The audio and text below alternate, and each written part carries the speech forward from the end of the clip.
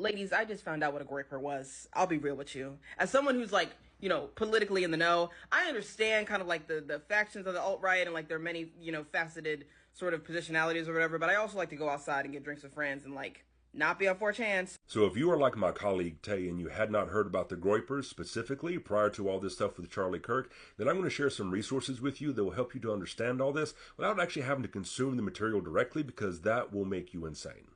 First, a little bit of context. On a personal note, I first became aware of these sorts of groups back in the early 2000s when I was in my late teens, and first I thought they were weird and curious and just kind of strange, and then they began to scare the hell out of me, so I backed away from it.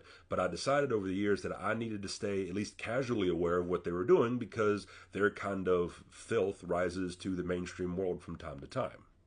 In that vein, people are trying to locate the killer's political ideology on the left or on the right, but before you look left or right, you gotta look down. And I mean like under the baseboards, in the dirt where all the creepy crawlies are, because it seems like that's the kind of digital environment that this guy was occupying. And because this sort of stuff is so obscure to most people, most mainstream journalists and commentators just don't have the knowledge and points of reference to help people understand this sort of stuff in a depth and detailed way. So, for example, right now, Kash Patel's FBI is reporting that the alleged killer was in a romantic relationship with a roommate who was also a trans woman. And because of that, there are a lot of people saying, well, then he couldn't be a conservative because conservatives aren't into that kind of thing. And if you don't know that there are conservative men who are very attracted to trans women, then I don't know how to have the conversation with you to tell you about cat boy femme incel Nazis. And if what I just said makes your brain bleed, then my sweet summer child, I need you to buckle up or walk away, because this is only going to get stranger. So the first resource that I want to give you is a podcast called I Don't Speak German, and it's done by two guys named Daniel Harper and Jack Graham.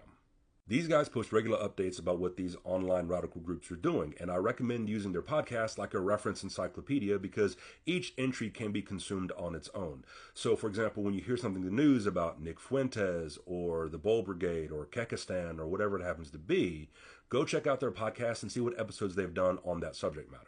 The second resource that I want you to use is a news podcast that's done by a collection of journalists, and it's called It Could Happen Here. And in particular, I want you to follow Robert Evans and Garrison Davis and their social media accounts, because in addition to doing that podcast, they also write independently about this sort of subject matter. So, for example, you may recall a few years ago there was an attack on a grocery store in Buffalo, New York, where a white nationalist attacked black folks, and he left behind a manifesto. These journalists helped me to understand why a 180-page plus document was mostly memes and also plagiarized from other manifestos by other white nationalist terrorists. They also talked about how a very common phrase that shows up in these manifestos is the last line in that one in particular that goes, "I hope to see you all in Valhalla." And that's why this stood out to me. To my friend Charlie Kirk, rest now, brother. We have the watch, and I'll see you in Valhalla.